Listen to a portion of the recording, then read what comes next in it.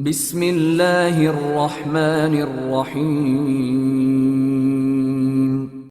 एक कमांडो की सनसनीखेज दास्तान जिसे हालात ने भगौड़ा बना दिया था, आपके लिए पेश खिदमत है। कहानी की तरफ बढ़ने से पहले आपसे गुजारिश है कि अगर आप हमारे चैनल पर नए हैं तो हमारे चैनल को सब्सक्राइब करें और कहानी पसंद आने की सूरत में हमारी वीडियो को लाइक करें और अपने दोस्तों के साथ शेयर करें। शुक्रिया। यार, मुझसे तो ये नौकरी नहीं होने वाली।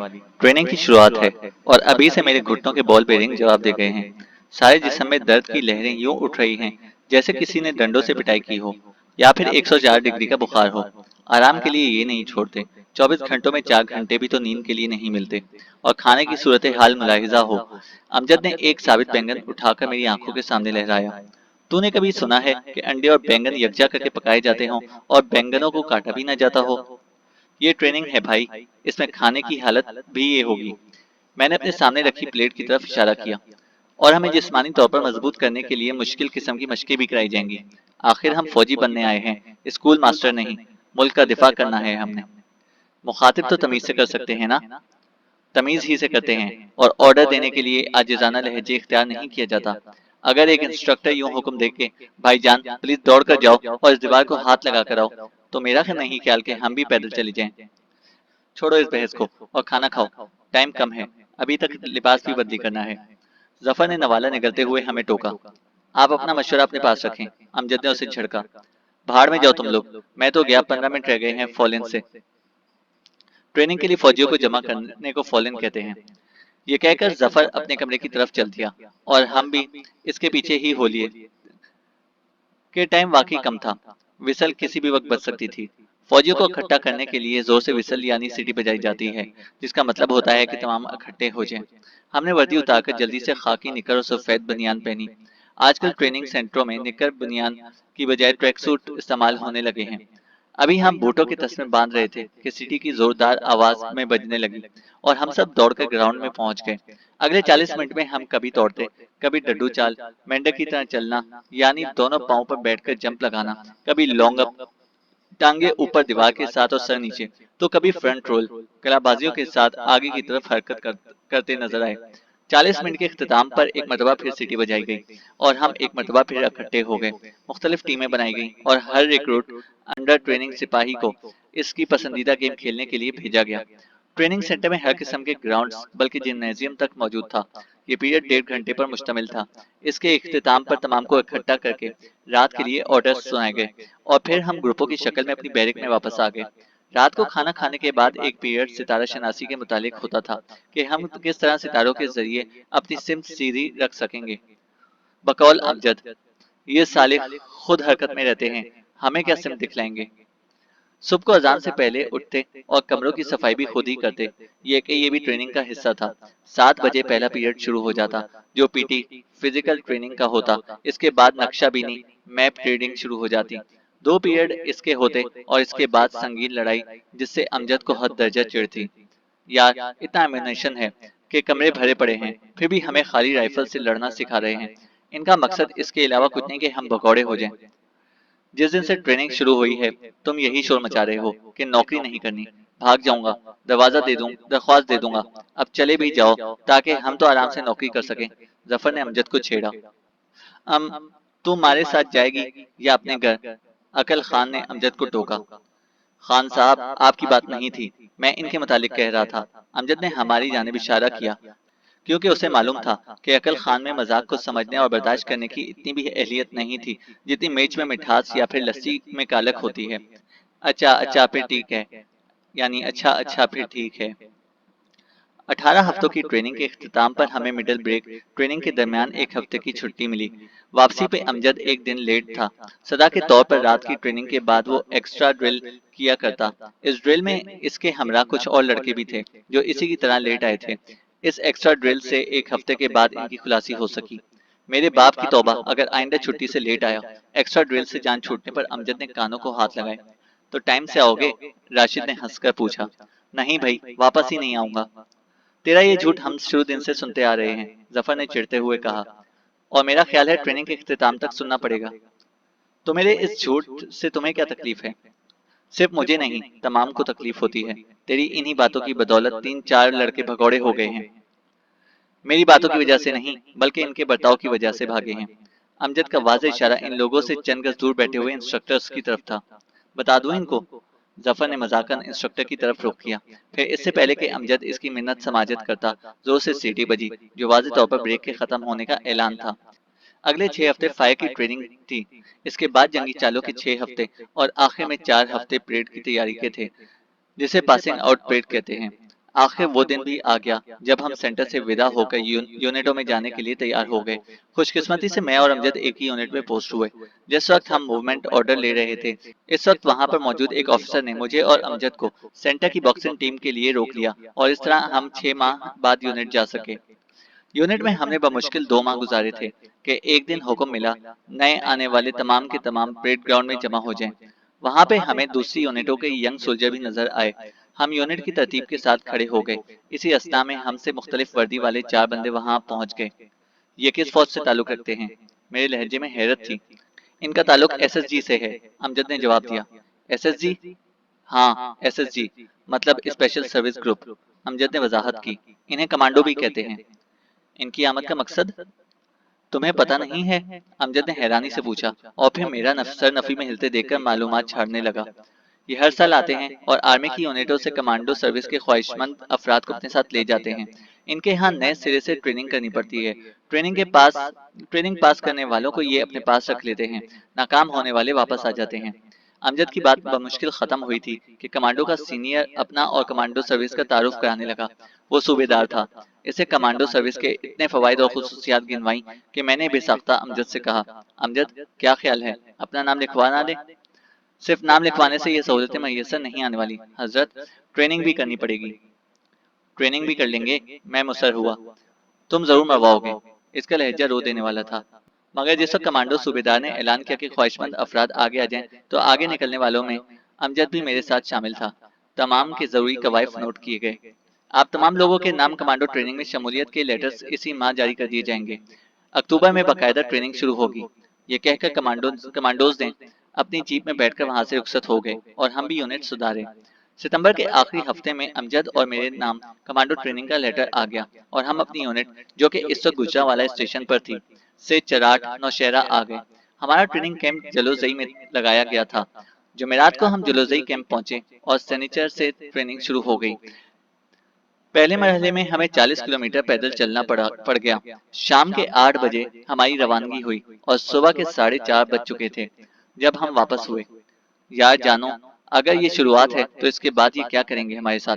अमजद के मुंह में ये अल्फाज थे कि ट्रेनिंग ऑफिसर की गूंजदार आवाज सुनाई दी। तमाम लोग रेस्ट करें, नाश्ता करें और अगर सोना है तो बेशक सो जाएं। ठीक 4:45 बजे दोबारा फॉल इन होगी, 4.5 मील टेस्ट के लिए। और अमजद का चेहरा, जो आराम की बात सुनकर 200 वॉट के बल्ब की तरह चमकने लगा था, बात के खत्म होते वक्त लोड शेडिंग की जद में आ गया। सारी रात चलने के बाद इतना ज्यादा रेस्ट? वो मुंह बसोड़ कर बोला। सुना है तुमने, पूरे 15 मिनट का रेस्ट है, वो भी सिर्फ 8 घंटे मुसलसल चलने के बाद। वाह भाई, मैं तो चला वापस यूनिट। बेवकूफ मत बनो, मैंने उसे छिड़का। अगरचे ट्रेनिंग मुश्किल है, मगर बाद में सहूलियात भी तो ज्यादा हैं। ट्रेनिंग को मुश्किल कहना तो कसरे नफसी है हुजूर, वरना इसको आसानी से नामुमकिन कहा जा सकता है। और जहां तक ताल्लुक है सहूलियात का, तो सहूलियात के लिए जिंदा रहे तो उनसे फायदा उठाएंगे ना। अमजद, तुझे शिकवा शिकायत के अलावा भी कुछ आता है? अगर ट्रेनिंग करनी है तो करो, नहीं तो शौक से वापस यूनिट चले जाओ। मुझे डिमोरल करने की जरूरत नहीं। जानू, तू तो खफा हो गया। यार मैं तो यूं ही, क्या यूं ही, मैंने कता कलामी की। हकीकत बयान कर रहा था। ना चाहते हुए भी मुझे इसकी बात पर हंसी आ गई। हम दोनों जुराबे तब्दील करके स्टार्टिंग पॉइंट पर पहुंच गए, जहां से 4.5 मील का आगाज होना था, बल्कि खत्म होने की जगह भी यही थी कि हमने 2.25 मील जाकर वहां पर पहले से मौजूद इंस्ट्रक्टर से टोकन लेकर वापस इसी जगह पहुंचना था। कमांडो ट्रेनिंग के शुरू होते ही तमाम स्टूडेंट्स को जोड़ियों में हरकत करना पड़ती। इसको उर्फ आम में बड़ी सिस्टम कहा जाता था। साथी के चुनाव पर इंस्ट्रक्टर की तरफ से कोई कदगन नहीं थी, इसलिए मैं और अमजद वहां भी इकट्ठे ही रहे। सारी रात की बेआरामी और थकन की वजह से गोई 4.5 मील काफी मुश्किल लगे, लेकिन इतने नहीं कि हमें कमांडो बनने से मुतनफर कर सकते। हालांकि 300 बंदों ने दौड़ने से इनकार कर दिया था। कमांडो ट्रेनिंग में चौके हर शख्स की मर्जी का गहरा दखल था, इसलिए इन लोगों को ट्रेनिंग से अलहदा कर दिया गया। बाकी का दिन आराम से गुजारा। अगली सुबह फिजिकल टेस्ट था। आर्मी की निस्बत इनका टेस्ट काफी मुश्किल था, लेकिन इत्तेफाक से हम दोनों जिस्मानी लिहाज से फिट थे, इसलिए हमें ये टेस्ट पास करते हुए कोई दुश्वारी पेश नहीं आई। वक्त गुजरता रहा। हर आने वाला दिन पहले से सख्त साबित हुआ। आए रोज बढ़ती सख्ती का अंदाजा इस बात से लगाया जा सकता है कि ट्रेनिंग की इब्तिदा में स्टूडेंट्स की तादाद 2500 थी, जो एक माह बाद 1200 रह गई। मजीद कुछ ट्रेनिंग करने के बाद हमें पट्टू पैक भी पहनना पड़ गया, और वो भाग दौड़ के जो हम बगैर पट्टू के करते, अब पट्टू पहनकर करनी पड़ती। एक बात बताऊं जानू, अमजद ने हस्बे आदत मुझे मुख्तसर नाम से पुकारा। इस वक्त हम फायर करने के लिए अपनी बारी का इंतजार कर रहे थे। बोले, भाई माजिद साहब, आपको कौन रोक सकता है। यार, मुझे बेसिक ट्रेनिंग के इंस्ट्रक्टर बहुत याद आते हैं, बल्कि बहुत प्यारे भी लगते हैं। इन कसाईयों के मुकाबले में वो फरिश्ता रहमत थे।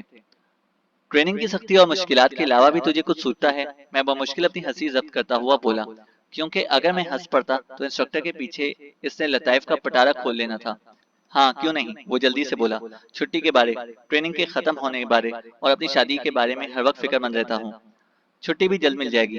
ट्रेनिंग भी अनकरीब इख्तिताम पजीर होने वाली है। अलबत्ता तेरी शादी जरा मुश्किल है कि बकौल तेरी सास भी अब तक पैदा नहीं हुई।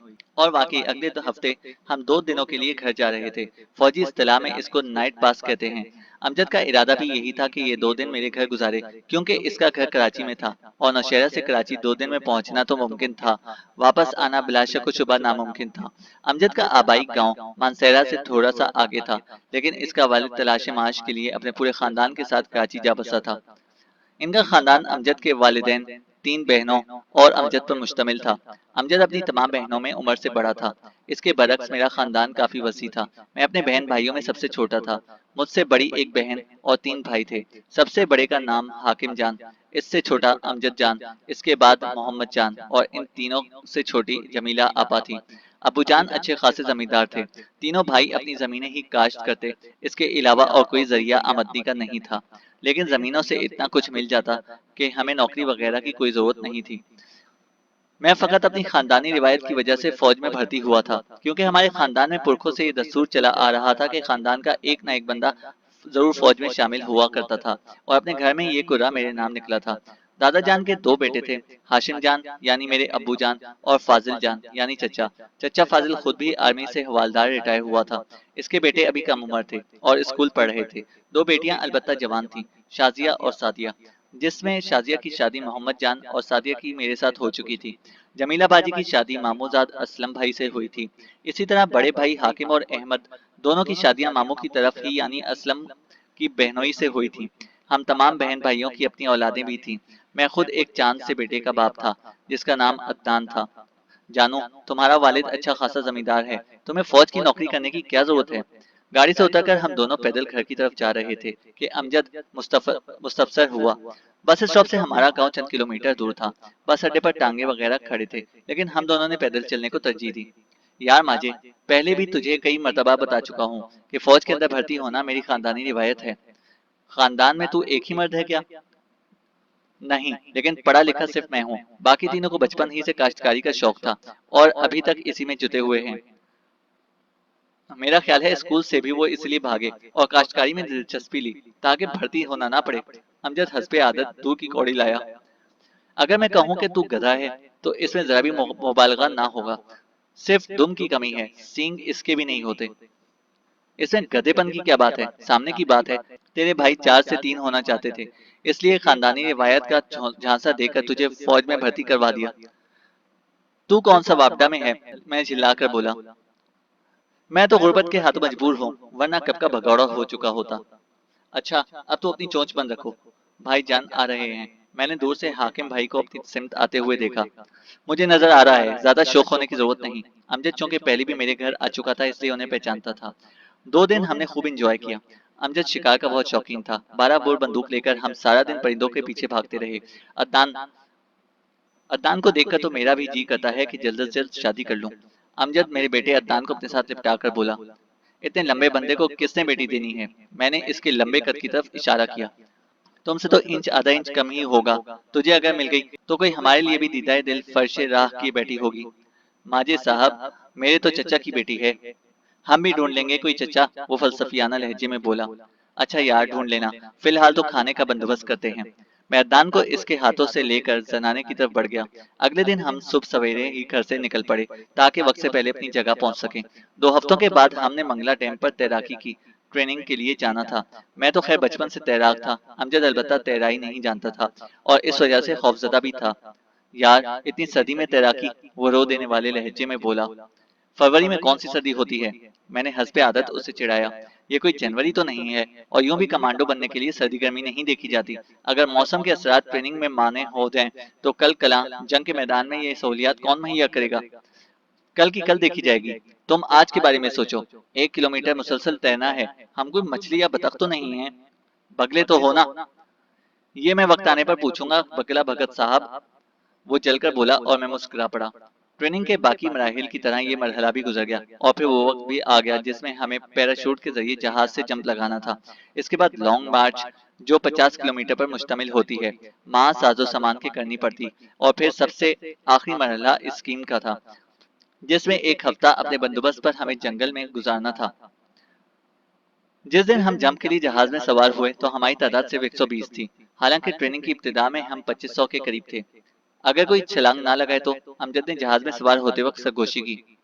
वो खुद नीचे फेंक देंगे, मैंने इत्मीनान से बोला। इससे मुंह बनाकर कहा, कभी तसल्ली नहीं देनी, बस डराते रहना। लेकिन मैं इसे जवाब दिए बगैर आने वाले मुश्किल वक्त के मुतालिक सोचने लगा। बहरहाल ये टाइम ये मुश्किल टाइम भी बीत गया और जितना इससे डरे हुए थे उतना ही इंजॉय किया। ट्रेनिंग के खात्मे पर हमें छुट्टी मिली। वापसी पर हम मुकम्मल कमांडो थे और हमारी छाती पर कमांडोज की शनाख्त कमांडो विंग लग चुका था।